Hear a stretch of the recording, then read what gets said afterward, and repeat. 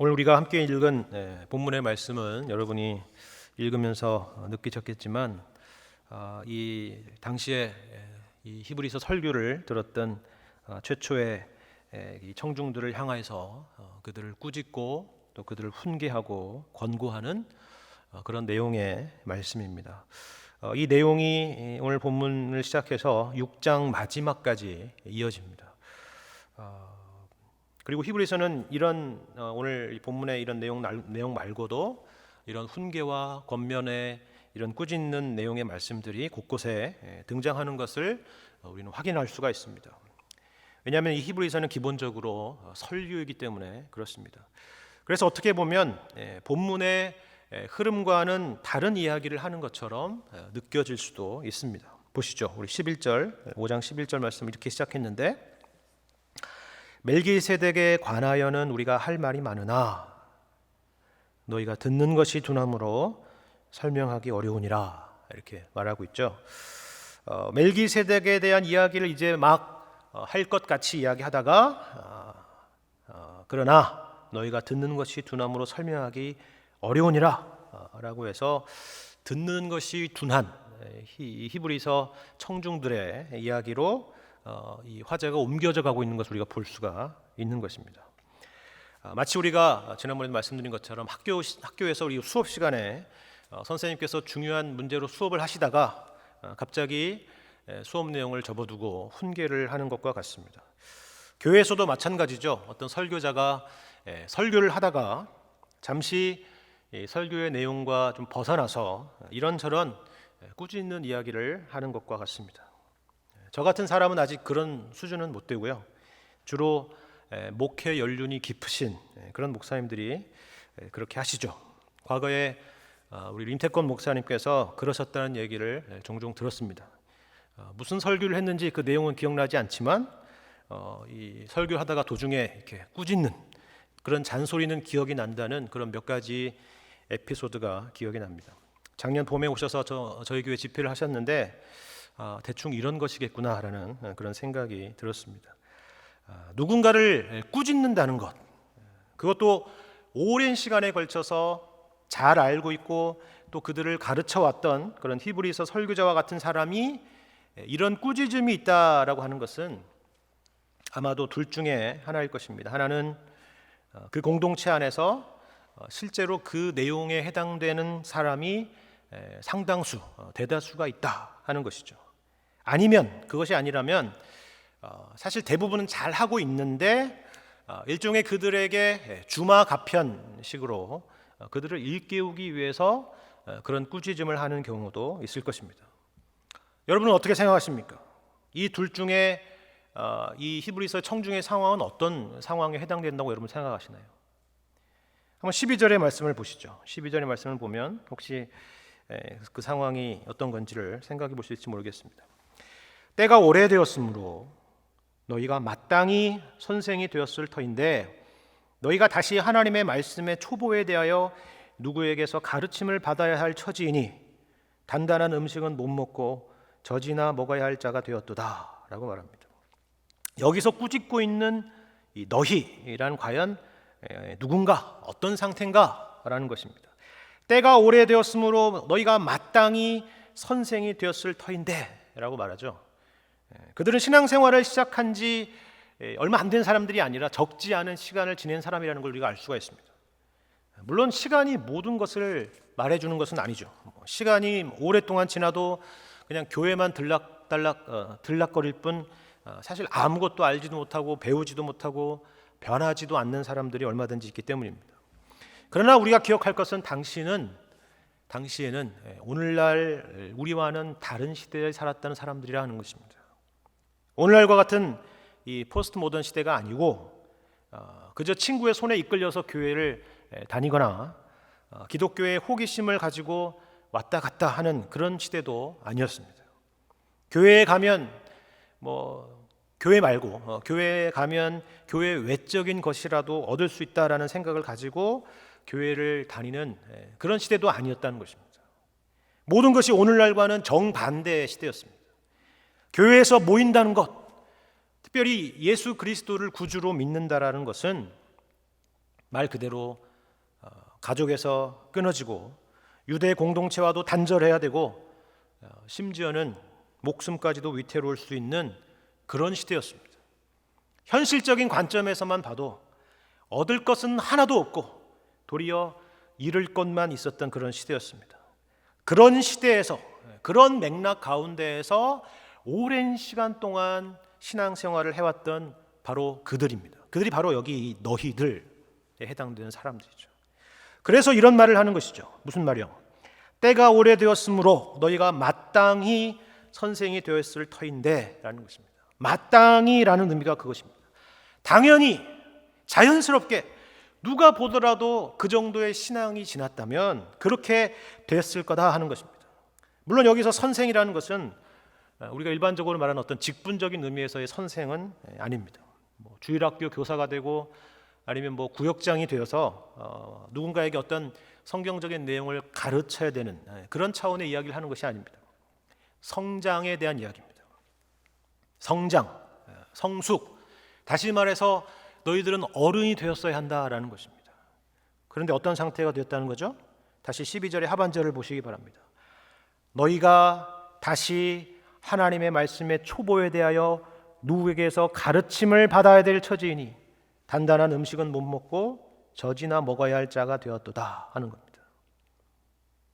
다른 사람들을 가르치고 다른 사람에게 본이 되고 다른 사람이 당신을 보면 신앙생활이라는 것은 이런 것이구나, 복음이라는 것은 이런 거구나 라는 것들을 너희의 말이나 너희의 행동들을 통해서 보면서 배울 수 있는 그런 사람이 되었어야 할 텐데 도리어 다시 하나님의 말씀의 초보에 대해서 누구에게 가르침을 받아야 될 처지가 되었다 하는 것입니다.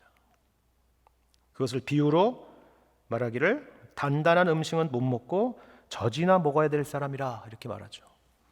어른이 아니라 어린아이가 되어버렸다라는 것입니다. 성장이 아니라 도리어 퇴보해버렸다라는 것이죠. 그런데 우리가 이 본문의 말씀을 보면서 놀라는 것은 바로 이것입니다. 다시 하나님의 말씀의 초보에 대해서 누군가에게 가르침을 받아야 될 처지가 됐다, 단단한 음식은 못 먹고 젖이나 먹어야 될 사람이 되었다라고 그렇다면 그 다음의 내용은 그럼 어떤 내용으로 이어져야 정상적인 흐름일까요? 바로 그 말씀의 초보에 대한 가르침으로 이어지는 것이 정상적인 것이죠. 내가 그것을 이제 다시 가르쳐 주겠다. 그래야 흐름에 맞죠. 예를 들어서 우리가 수학에서 분수 문제를 잘 풀지를 못한다 그러면 다시 덧셈이나 뺄셈이나 곱하기나 나누기 같은 것들을 배우는 것으로 되돌아가는 것이 자연스러운 것과 같은 것입니다. 그러니까 복음의 ABC, 다시 듣는 신앙의 기초, 이런 내용들이 이어져야 맞죠. 그런데 여러분, 이어지는 말씀에 그런 내용들이 없습니다. 오히려 이런 내용으로 이어지고 있습니다. 끊어지는 게 아니라 이어지는 건데 6장 1절의 말씀을 다시 보시면 그러므로, 그렇죠. 그러므로 어떻게 한다고요? 복음의 ABC, 다시 듣는 신앙의 기초, 그게 아니라 그러므로 우리가 그리스도의 도의 초보를 버리고 죽은 행실을 회개함과 하나님께 대한 신앙과 세례들과 안수와 죽은 자의 부활과 영원한 심판에 관한 교훈의 터를 다시 닦지 말고 완전한 대로 나아갈지니라 라고 말하고 있죠. 여기 6가지 내용이 등장합니다. 이런 내용들이 하나님의 말씀의 초보요, 그리스도의 도의 초보의 내용들이라는 것을 우리가 짐작할 수가 있죠. 그런데 히브리서 기자는 이 내용들에 대한 설명을 하나하나 풀어서 설명하는 것으로 그 다음의 내용들을 전개해가는 것이 아니라 뭐라고 말하고 있다고요? 이러한 것들을 다시 닦지 말고 완전한 대로 나아갈지니라 라고 말하고 있는 것입니다. 아니, 분명히 앞에서는 다시 말씀드리지만 하나님의 말씀의 초보에 대해서 가르침을 다시 받아야 될 상태다, 단단한 음식은 못 먹고 젖이나 먹어야 될 사람이 됐다라고 했는데 갑자기 이런 것들을 다시 닦지 말고 완전한 대로 나아가야 된다라고 말하고 있는 것입니다. 그럼 이해가 되십니까? 이게 도대체 무슨 말일까요? 이 말은 당시의 성도들이 실제로 어린아이의 수준이라는 말이 아니라 이미 어른의 수준인데 거기에 걸맞지 않는 모습으로 살아가고 있는 것을 꾸짖고 있는 것입니다. 쉽게 말해서 전진하지 않고 자꾸만 후퇴하려고만 하는 그들의 신앙적인 태도를 꾸짖는 것이죠. 그렇다면 우리는 여기서 한 가지 질문이 들게 될 것입니다.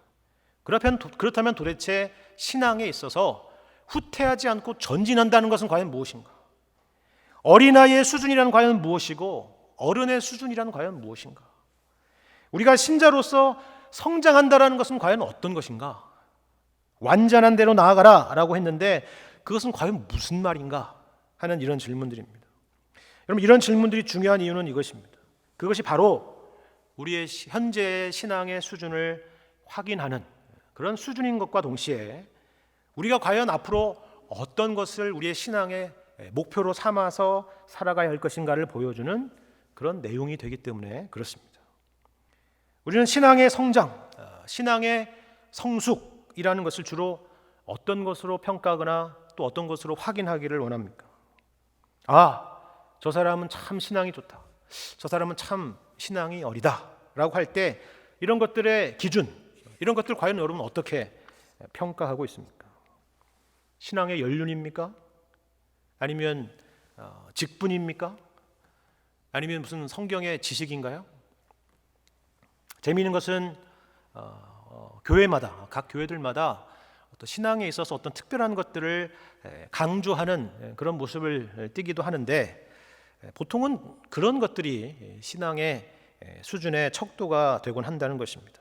예를 들면 기도를 강조하는 교회는 기도가 기준이 됩니다. 그렇죠. 저 사람이 새벽 기도를 나오는가 안 나오는가, 저 사람이 기도를 과연 얼마 동안 하는가, 몇 시간을 하는 기도하는 사람인가, 그런 것들이죠. 전도를 강조하는 교회는 전도가 기준이 되겠죠. 저 사람이 과연 몇 명에게 복음을 전했는가, 그렇죠? 영혼에 대한 사랑하는 마음, 그들을 복음으로 이끌려고 하는 그런 마음이 얼마나 큰가, 올해는 몇 명을 목표로 전도하려고 하는가, 그런 것들입니다. 조금 지적인 교회는 또 그것이 기준이 됩니다. 성경 공부를 얼마나 했는가, 어떤 내용을 얼마나 배웠고 또 완벽하게 그것들을 이해하고 있는가, 성경은 과연 몇 독을 했는가. 이런 교회들은 꼭 그런 것은 아니지만 보통 세상에서도 공부를 잘하는 사람들이 점수를 많이 따죠. 그 사람이 잘하는 게 원래부터 공부기 때문에 그렇습니다. 그렇지 않습니까? 이런 것들 말고도 좀 교회와 세상을 좀 넓게 보려는 분들은 교회를 다니는 신자 한 사람 한 사람들이 세상에 얼마나 영향력을 미치고 있느냐, 그런 것들로 평가하는 사람도 있습니다. 교회 안에 훌륭한 학자, 훌륭한 정치인, 훌륭한 과학자, 의사, 사업가, 연예인, 예술가, 이런 사람들이 있으면 그야말로 훌륭한 기독교인, 세상에 영향을 미치는 기독교인들로 추켜 세우는 것입니다. 그리고 이 사람들로 인해서 하나님의 나라가 확장되었으며 자라나는 세대들이 따르고 본받아야 될 그런 신앙의 모범으로 가르쳐지는 것입니다. 그렇습니까? 물론 말씀드린 이러한 것들이 모두 잘못된 것이라고 제가 말씀드리는 것은 아닙니다. 각각의 것들은 우리 신앙의 나름대로 유익한 것들이 있습니다. 하지만 그것 자체가 우리 신앙의 성장의 목표나 수준을 말해주는 것은 아닙니다. 오늘 본문의 맥락에서 여러분 생각해 보시기를 바랍니다. 지금 히브리서 설교자는 성도들에게 앞서 말씀드린 그런 모습들이 없어서 꾸짖고 있는 것일까요? 그래서 너희들은 어린아이다, 성장해야 된다, 그렇게 꾸짖는 것일까요? 그렇지 않습니다. 그들이 성장을 멈춰버린 이유, 아니 좀 더 정확히 말해서 성장할 의지를 잃어버린 이유는 아이러니하게도 그들이 하나님의 말씀의 초보에 머물러 있었기 때문입니다. 그렇다면 오늘 본문에 등장하는 이 하나님의 말씀의 초보라는 것의 말의 의미는 과연 무엇일까요? 여기 이 초보라는 단어는 우리 6장 1절에 그리스도의 도의 초보라 할 때 그 초보와 같은 단어입니다. 영어로는 basic, elementary와 같은 그런 단어로 번역되는 그런 단어입니다. 그러면 이것은 당시에 오늘날로 하자면 무슨 우리가 교회에 처음 등록하면 뭐 하나요? 새가족반, 그죠? 신앙의 기초반, 기독교 기초반, 그런 거와 같은 거구나, 뭐 그렇게 생각할 수가 있겠죠. 그 당시도 교회에 처음 입문하게 되면 그런 과정들이 있었나 보다라고 생각할 수 있겠지만 사실 그렇지는 않습니다. 이 초보라는 단어의 헬라어는 아르케라는 것입니다. 아르케. 아르케라는 단어는 혹시 아시는 분 있을지 모르겠지만 시작이라는 의미를 담고 있습니다. 시작. 태초에 말씀이 계시니라 할 때 그 아르케라고 나오는 그 단어입니다. 시작. 그렇죠? 그러니까 쉽게 말해서 당시의 성도들이 처음으로 예수를 믿게 되었을 때 확인하게 되고 깨닫게 되고 그리고 확신하게 됐던 하나님의 말씀에 대한 것입니다. 그렇다면 여러분 히브리서의 최초의 청중들은 어떻게 처음에 예수를 믿게 됐을까 하는 생각이 들죠. 기억해 둘 것은 우리와는 그 시작이 조금은 달랐다는 것입니다. 내용이 달랐다는 게 아니라 복음의 내용이 달랐다는 게 아니라 그 방식이 달랐습니다. 여러분이 아시다시피 이 히브리서는 기본적으로 우리와 같은 이방인보다는 유대인 기독교인들을 대상으로 하는 그런 설교입니다. 히브리서라는 제목부터 그러지 않습니까? 그래서 구약의 인용도 많고 그 히브리 전통 아래서 이해될 수 있는 그런 내용들도 많은 것입니다. 우리가 알다시피 유대인들은 당시에 팔레스타인에서만 살고 있었던 것이 아니라 로마 제국 곳곳에 흩어져서 살고 있었죠. 여러분이 사도행전을 보시면 사도 바울이 세계를 돌아다니며 선교를 할 때 주로 이 노방 전도를 하고 다닌 것이 아니라 주로 이 디아스포라 유대인들이 모이는 회당을 중심으로 선교했다는 것을 잘 알 수 있을 것입니다. 어떤 방식으로 했죠?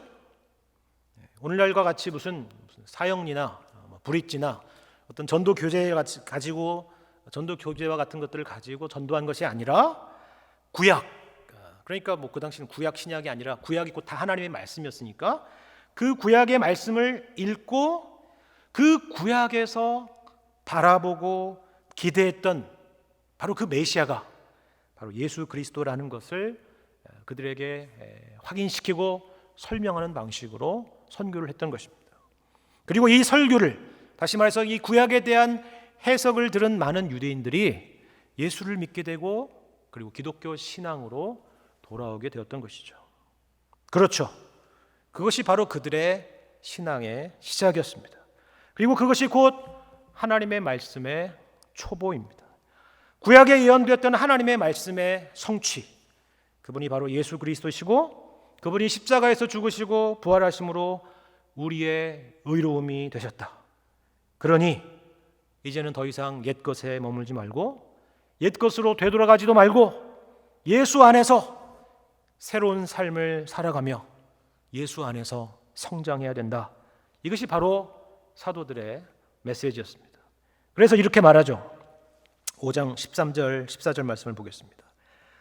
이는 젖을 먹는 자마다 어린아이니 의의 말씀을 경험하지 못한 자요 단단한 음식은 장성한 자의 것이니 그들은 지각을 사용함으로 연단을 받아 선악을 분별하는 자들이니라.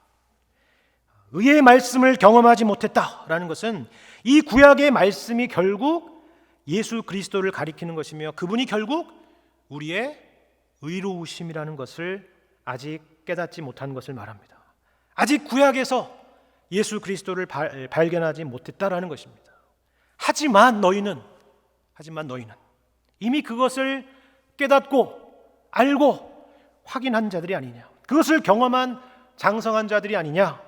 너희는 오히려 그 믿음의 기초에서 선악을 분별하는 자들이 되어야 될 것이 아니냐. 다시 말해서 이 믿음의 토대 위에서 성장해 가야 되는 사람이 아니냐라고 지금 그들에게 훈계하고 있는 것입니다. 하지만 당시에 그들의 실제적인 신앙의 내용이라는 것은 그런 것과는 거리가 멀었던 것으로 보입니다. 이런 내용을 보면 우리가 알 수가 있습니다. 다시 보죠. 우리 6장 1절 2절을 다시 읽겠습니다. 이 내용이 무슨 말씀인가 한번 보시기 바랍니다. 그러므로 우리가 그리스도의 도의 초보를 버리고 죽은 행실을 회개함과 하나님께 대한 신앙과 세례들과 안수와 죽은 자의 부활과 영원한 심판에 관한 교훈의 털을 다시 닦지 말고 완전한 대로 나아갈지니라. 말씀드린 것처럼 여기에 6가지 내용이 등장하죠. 간단하게 말하자면 회개와 믿음, 세례들과 안수, 부활과 심판에 대한 것입니다. 그런데 제가 이 내용들을 연구하면서요, 흥미롭게 본 부분은 이것입니다. 여러분 보시면 이 6가지 내용이 여러분 기독교의 것일까요? 아니면 유대교의 것일까요? 이게 기독교의 내용입니까? 아니면 유대교에 있었던 그런 내용들입니까? 우리는 당연히 이 내용을 딱 보면, 우리는 아무래도 이 기독교에 익숙해져 있어서, 그죠? 내용을 딱 보면 당연히 이게 기독교의 것이라고 생각하죠. 그렇지 않습니까? 회개와 믿음으로 신앙을 우리가 시작했고, 그렇죠?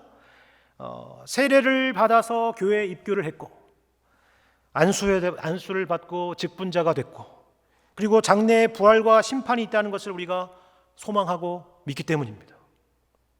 그렇지 않습니까? 그런데 흥미로운 것은요, 바로 여기 나와 있는 이 모든 내용들은 구약과 유대교 전통 아래서도 동일하게 있었던 것이라는 사실입니다. 어떻게 보면 더 사실 정확히 얘기하자면 구약의 전통에 있었던 내용들이 이어져 내려온 것이라고 할 수 있죠. 새롭게 이해된 것이라고 할 수 있죠. 특별히 이걸 보면 알 수 있죠. 우리말로 여기 세례들이라고 번역된 것이 흥미롭습니다. 세례가 아닙니다. 여러분이 헬라어로 베프티조라고 하는데, 베프티즘 그거의 근원이 되는 그건데, 그 베프티즘이 아니에요. 단수가 아니라 또 여기는 복수입니다. 세례들이죠. 세례들이 있나? 내가 알고 있는 세례는 하나인데, 그런 생각이 들잖아요. 사실 여기에 이 세례에 대한 정확한 번역은 세례를 포함해서 당시에 행해졌던 여러 정결례들을 말하는 것입니다. 이 모든 내용들은 구약들에도 있는 것이고, 또 정결례나 안수 또한 그들의 역사와 전통 가운데 시행되어 왔던 것들입니다. 중첩이 되죠. 이해가 되십니까? 그렇다면 이게 무슨 의미일까요? 지금 히브리서의 설교자가 이런 6가지 내용들을 열거하면서 지적하고 있는 것은 무엇이고, 그들에겐 과연 어떤 문제가 있었다는 것을 이 내용을 통해서 우리가 확인할 수가 있습니까? 이런 내용들을 열거했다는 것은 당시에 이 히브리 성도들의 주된 관심이 무엇이었는지를 보여주는 하나의 특징이라고 할 수 있을 것입니다. 회개와 믿음, 세례들과 안수, 부활과 심판에 대한 교훈, 그 기초를 다시 닦고 또 다시 닦고 또 다시 닦고 있는 것입니다. 구약으로 돌아가서 그것을 다시 이해하고 또 그것으로 논쟁도 하고 그런 것입니다.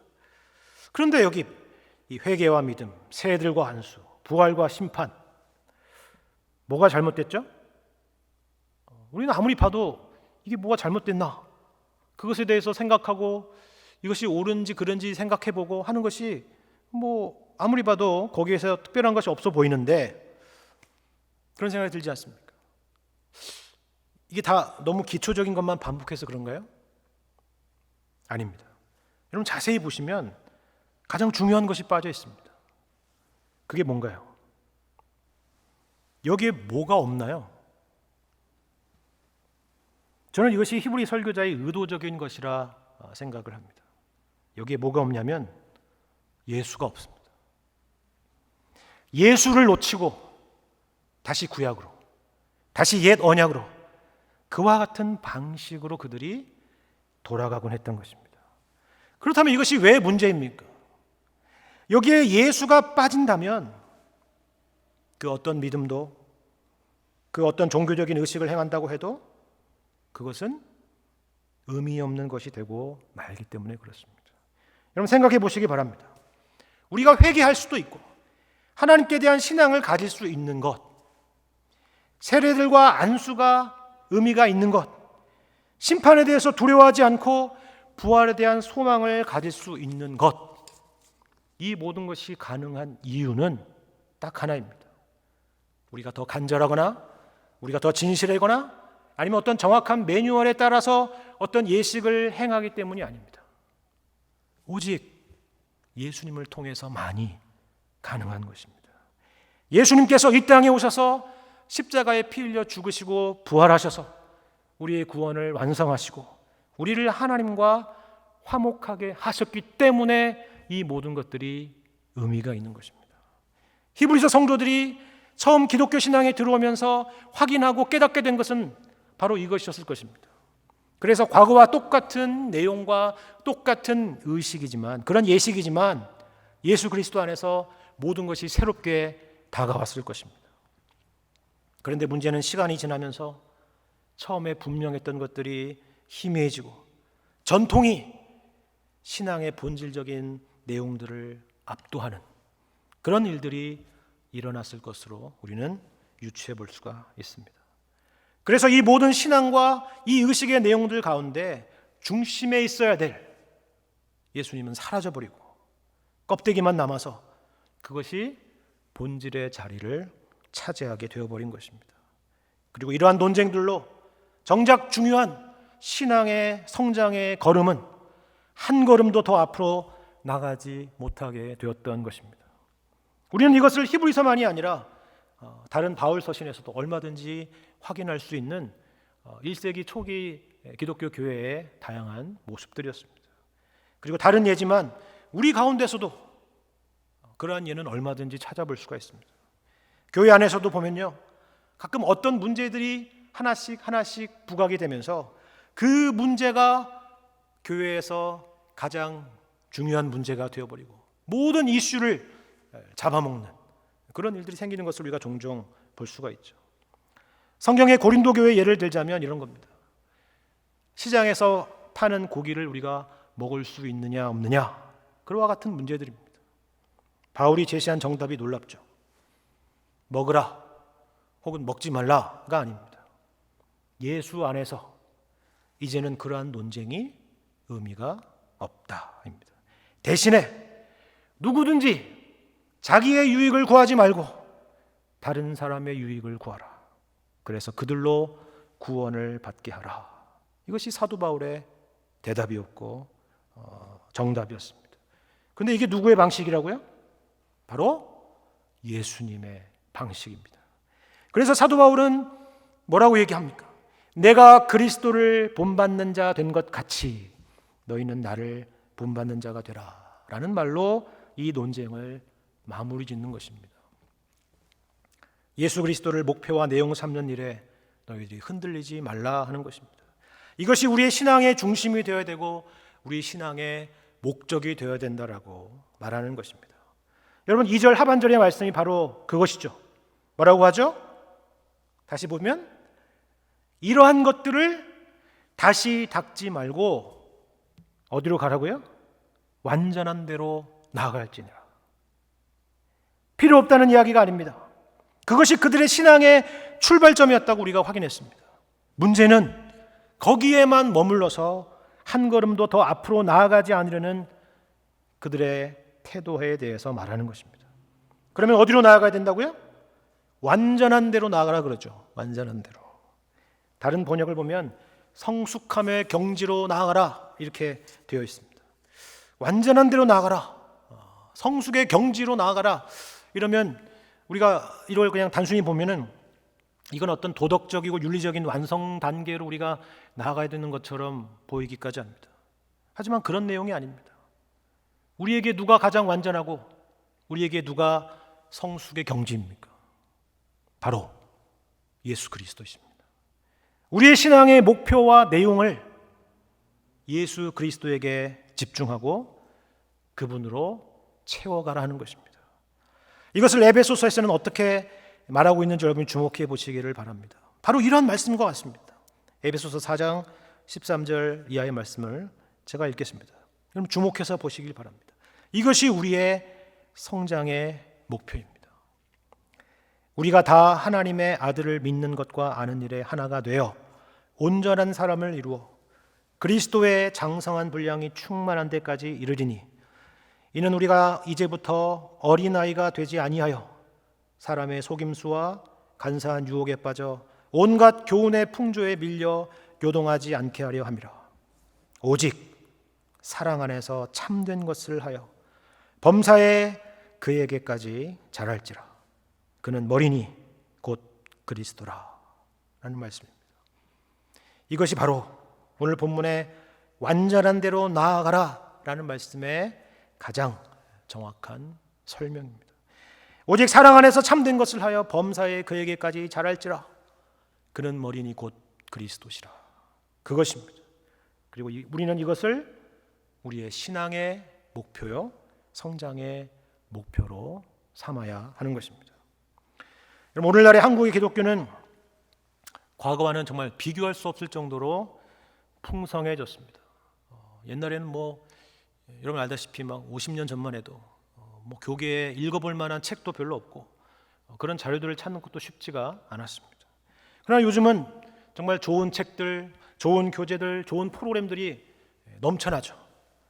인터넷 자료만 찾아봐도 엄청나게 많은 자료들이 있습니다. 심지어 유럽의 도서관에 고문서들, 신학의 유산들, 중세와 종교개혁 시대의 엄청난 신앙의 유산들도 얼마든지 우리는 찾아볼 수가 있습니다. 굳이 그 도서관에 가서 사설을 만나서 그 내용을 찾고 싶으면 하지 않아도 그것을 다 스캔을 해가지고 인터넷에 얼마든지 있습니다. 물론 그 당시에 언어를 잘 알아야겠죠, 그죠? 라틴어도 잘 알아야 되고 그런 건 있겠지만 하여튼 엄청난 자료들이 있습니다. 내용의 부족을 탓할 일이 아니라 우리의 게으름을 탓해야 될 지경입니다. 성도들의 의식 수준도 많이 높아졌죠. 이제는 성경적이지도 않고 또 말도 안 되는 아무 말에나 아멘 하십시오라고 강요한다고 해서 아멘 하던 시대가 아닙니다. 하지만 그만큼 우리의 신앙의 중심에 과연 그만큼 예수 그리스도가 있느냐라고 묻는다면 우리는 자신이 없습니다. 예수님을 닮아가는 것이 과연 우리의 신앙의 목표냐라고 묻는다면 우리는 자신이 없습니다. 수많은 팔로워를 가진 기독교계의 페이스북 스타를 여러분 알고 있을지 모릅니다. 수많은 구독자를 가진 기독교계의 유튜브 스타, 그런 목회자를 알고 있을지도 모르겠습니다. 그러나 우리는 그와 같은 사람이 되거나 그를 따르는 사람이 되려고 할지는 몰라도 예수와 같은 사람, 예수를 따르려는 사람, 예수를 목표 삼은 사람은 참으로 찾기가 힘든 시대가 되었습니다. 여러분이 하나님께 드리는 기도에 대해서도 여러분 한번 생각해 보시길 바랍니다. 응답받기를 원하는 소원의 내용들도 있고 간절함도 있을 것입니다. 그런데 거기에 예수님도 있습니까? 물론 있겠죠. 어디에 있나요? 마지막에 있죠. 예수님의 이름으로 기도합니다. 이거 딱 하나죠. 예수님을 더 알기를 원한다거나 예수님을 닮기를 원한다거나 예수님을 순종하여 따르기를 원한다는 것이 우리의 기도의 내용을 채우지는 못할 것입니다. 우리는 그리스도 안에서 자라가야 됩니다. 그것이 우리가 처음 예수님을 믿게 됐을 때의 분명한 출발점이었고 현재 우리의 신앙의 내용이 되어야 되며 장래의 우리의 목표가 되어야 됩니다. 어린아이의 일을 버리고 장성한 자들이 되어야 됩니다. 이것이 오늘 말씀이 우리에게 주시는 훈계요 권면의 말씀입니다. 예수님의 생애와 또 예수님의 가르침들을 묵상해 보시기를 바랍니다. 그리고 그 모든 것을 여러분의 인생의 목표로 삼으시고 또한 여러분의 각자의 삶의 내용들로 채워가시기를 바랍니다. 주께서 그 길에 은혜해 주시며 함께 하실 것입니다. 주 안에서 성장해 가며 성숙해 가시는 여러분과 제가 되기를 주님의 이름으로 간절히 축원합니다.